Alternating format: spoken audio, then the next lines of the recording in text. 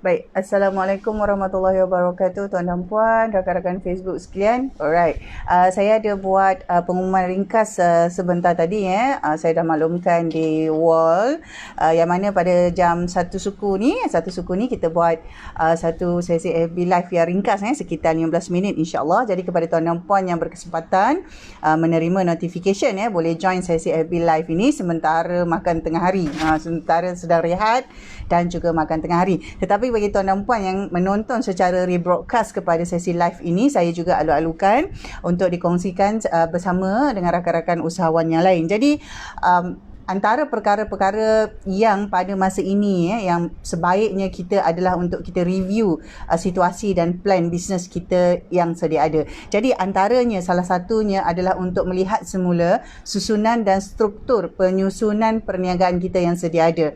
Jadi apabila kita bercakap tentang struktur penyusunan bisnes sedia ada, dia termasuklah kepada bagaimana kita susunkan pengurusan perniagaan kita. Jadi saya memberikan satu fokus sepanjang bulan Oktober ini insya-Allah, memberikan satu fokus kepada bisnes yang diuruskan dengan lesen enterprise. Sebenarnya tuan dan puan, sekiranya tuan dan puan lihat ataupun ada buat bacaan, ada banyak input-input ataupun perkara yang diceritakan, yang dikongsikan, yang dihebahkan tentang pengurusan bisnes secara enterprise.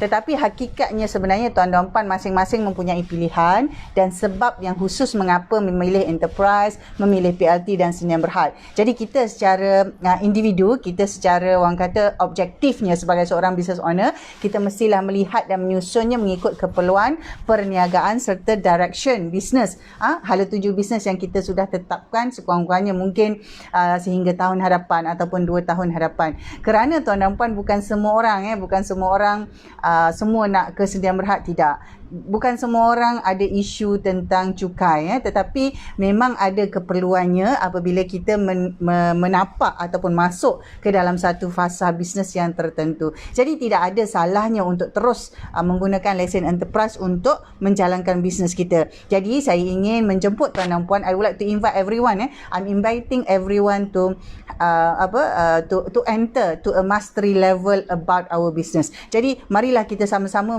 mendalami beri sedikit masa untuk mendalami bisnes yang kita sedang jalankan dan melihat kesesuaian. Sekiranya cara mengurus enterprise itu betul-betul sesuai untuk bisnes kita buat masa ini, buat dahulu.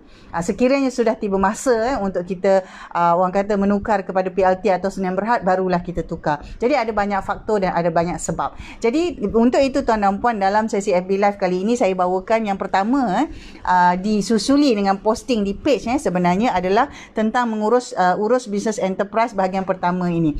Jadi bahagian pertama yang saya bawakan adalah satu senario di mana kita ada partnership maksudnya kita ada partner A beri duit sahaja, partner B yang menguruskan seluruh operasi. Sebenarnya dalam situasi ini ada beberapa keadaan. Satu, partner A memang ada nama dalam lesen enterprise. Kedua, partner A dan partner B ada dua-dua nama dalam lesen enterprise. Ketiga, partner B sahaja yang ada nama dalam enterprise tanpa partner A. Jadi ini saya ambil satu senario tuan dan puan, kerana kita ada banyak senario. Jadi untuk perbincangan lanjut itu yang saya adakan learning platform di FB private group tu tadi jadi yang ini adalah khusus untuk situasi yang saya bawa perbincangan ni adalah untuk situasi di mana kita buka satu enterprise tetapi ada dua partner. Partner A bawa modal sahaja dan partner B menguruskan operasinya. Jadi untuk itu ada senario di mana selepas 2 tahun, 3 tahun, kebiasaannya tuan dan puan apabila masuk tahun ketiga akan ada situasi di mana dua-dua partner akan rasa kurang selesa. Sama ada partner A yang bagi modal, dia rasa dia bagi duit banyak, bisnes bagus tapi tak dapat apa-apa. Atau partner B yang rasa dia banyak sangat buat kerja walaupun dia tak beri modal tetapi dia buat kerja dari A sampai Z, dia buat semua daripada belakang sampai ke depan, dia uruskan semua. Daripada operasi, HR, finance, dia uruskan semua. Jadi masuk tahun ketiga tuan dan puan, memang kebiasaannya kadang-kadang lebih awal ada situasi ini, tetapi kebiasaannya masuk tahun ketiga sudah ada isu-isu ataupun rasa tidak selesa di antara partner. Jadi itu soalan saya pertama adalah, apakah persetujuan awal yang diadakan antara partner A dan partner B tentang modal yang dibawa masuk dan tentang pekerjaan, iaitu tentang partner yang bekerja di dalam bisnes itu, apa persetujuannya? Jadi tidak terlambat. Sekarang kalau belum ada persetujuan, adakan satu perbincangan, bawa berjumpa dan adakan satu perbincangan persetujuan. Apa yang mahu dicapai, bagaimana kalau modal tu partner A, kalau yang jalankan tu partner B, apa persetujuannya? Jadi masukkan dalam perjanjian. Tidak terlambat. Katalah dah buat 10 tahun tak pernah ada perjanjian. Buat perjanjian sekarang. Maksudnya perlu ada persetujuan. Jadi nak buat macam mana? Adakah modal itu dengan nama A, partner A buat modal, adakah kerana partner A itu ada nama dalam enterprise dan partner A nak macam mana? Adakah nak milikan sebagai pemilik, dan juga mestilah ada orang kata dividen atau bukan dividen bukan dividen, pembahagian keuntungan. Dividen hanya dibayar atas keuntungan yang berbentuk saham, tapi enterprise tak ada saham. Jadi bila tak ada saham, dia terus kepada pembahagian keuntungan. Jadi persentage-nya macam mana, pembayaran macam mana, berapa kerap bayar keuntungan tu, adakah bulanan, adakah setiap 3 bulan sekali, 6 bulan sekali, setahun sekali. Jadi itu semua perlu dipersetujui. Itu soalan saya yang pertama dalam posting saya tu. Yang kedua, bila kita kata partner B uruskan semua A sampai Z, adakah dia termasuk pengurusan kewangan? Sekiranya ya, apakah partner B betul-betul dapat mengurus kewangan dengan baik? Maksudnya dalam bisnes enterprise tu, wujudkah laporan-laporan kewangan, laporan untung rugi, laporan, orang kata perlu ada balance sheet juga, kerana kita perlu tahu nilai bisnes kita yang kita jalankan dengan enterprise itu pun ada nilai. Jadi mesti ada juga balance sheet. Jadi untuk itu baru kita tahu nak nilaikan bisnes kita tu macam mana. Kalau kita nak upgrade nanti kalau kita nak tukar kepada pengurusan PLT dan Sdn Bhd, lebih mudah untuk kita uruskan kerana kita tahu nilai bisnes kita itu pada masa yang kita nak tukar tadi tu.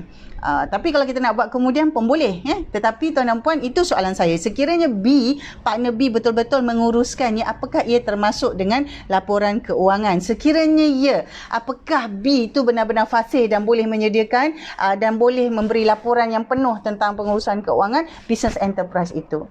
Jadi ini baru saja 2 soalan yang saya mahu kemukakan dalam konteks ataupun senario berpartner dalam enterprise, dengan partner A bawa modal, partner B buat kerja operasi secara keseluruhan. Maknanya partner A letak duit saja, dia tak buat apa-apa. Ini satu senario. Jadi tuan dan puan, untuk FB Live kali ini sebenarnya saya tidak mahu membawa perbincangan itu terlalu besar kerana banyak lagi elemen-elemen ataupun senario yang perlu kita ambil kira. Kadang-kadang partner A dan partner B itu adalah suami isteri. Kadang-kadang partner A dan partner B itu adalah adik-beradik. Kadang-kadang partner A dan partner B itu adalah antara pakcik anak saudara, makcik anak saudara. Dia jadi yang itu akan jadi lebih kompleks kerana dia melibatkan adanya hubungan emosi. Jadi sekiranya katalah kita kata okey, tak ada perjanjian sekarang kita nak buat. Nanti makcik akan kata, kau tak percaya kat aku ke? Contoh. Ataupun abang dengan adik, abang pula cakap kau tak percaya dengan aku ke? Jadi bila ada perkara-perkara ini, maka cara pengurusan yang perlu kita buat, iaitu nak mengurus risiko ini, dia jadi berbeza. Dia jadi berbeza. Dia lain. Terutama lebih-lebih lagi kalau partner A ayah, partner B anak. Partner A mak ataupun partner B anak. Jadi bila kita kata, mak, abah, kita perlu sediakan perjanjian ni supaya kita nak uruskan bisnes dengan baik. Dah sudah, nak perjanjian apa? Aku yang letak modal, ni bisnes aku, kau pula sibuk nak perjanjian. Contoh. Akan ada situasi macam itu. Jadi dia berbeza. Kalau partner A dan partner B ni pula berbentuk kawan ataupun rakan baik, pun berbeza keadaannya. Jadi tuan dan puan, keadaan-keadaan ini sebenarnya ada cara bagaimana untuk kita uruskan. Tidak semestinya kita perlu berpecah partner, tak semestinya. Dan sekiranya perlu sekalipun, ada cara bagaimana kita perlu ambil supaya kita membolehkan hubungan yang sedia ada antara partner itu harmoni. Pada masa yang sama, bisnes boleh dijalankan secara terus menerus. Jadi kadang-kadang kita kata dah berpartner, kalau tak percaya buat apa nak partner? Bukan begitu. ia sepatutnya dengan kepercayaan itulah kita urus ya. Kita menunjukkan kepercayaan itu dengan ada satu dokumentasi yang jelas, iaitu persetujuan. Partner A kalau letak modal macam mana, partner B kalau uruskan semua macam mana.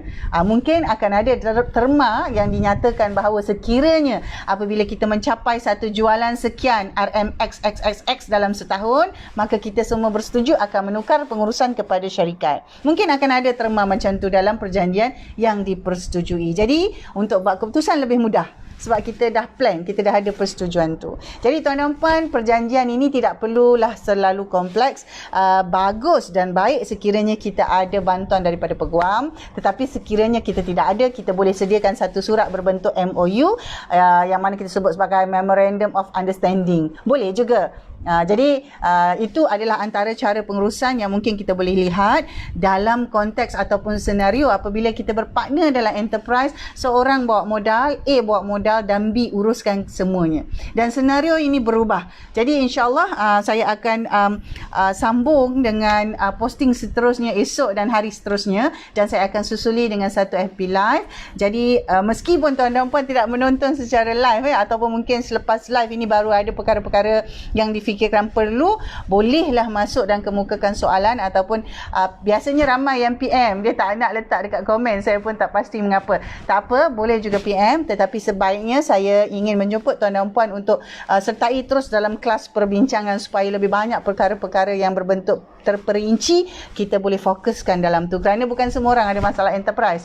Jadi saya tak ada akan sentiasa buat FB Live ini, kerana selebihnya kita akan buat dalam grup, kerana dalam grup itu merupakan memang individu yang mempunyai business enterprise dan mahu melihat beberapa perkara seperti yang saya sudah maklumkan topik-topik perbincangannya. Jadi untuk itu terima kasih kepada Norman kerana buatkan announcement tu. Tapi biasanya di page ni memang ramai yang akan PM, dia tak tulis dekat komen, dia akan PM kemudian. Tapi tak apa, no worries, insyaAllah kita akan jumpa lagi dalam video seterusnya dan video akan datang. Boleh terus share dan juga tinggalkan komen sekiranya ada apa-apa yang tuan dan puan perlukan maklumat lanjut ataupun perincian sejauh mana yang boleh kita komen di Facebook, kita akan komen. Selebihnya lebih baik dia bersifat orang kata private sedikit supaya tak mengganggu orang lain yang tak terlibat ya. Jadi dia tak mau tahu semua tu. Jadi kita boleh orang kata fokus kepada perbincangan situasi semasa. Jadi untuk itu tuan dan puan, saya ucapkan terima kasih. Boleh rebroadcast, boleh replay nanti video ni, saya akan rebroadcastkan di page. InsyaAllah jumpa lagi pada masa akan datang. Assalamualaikum.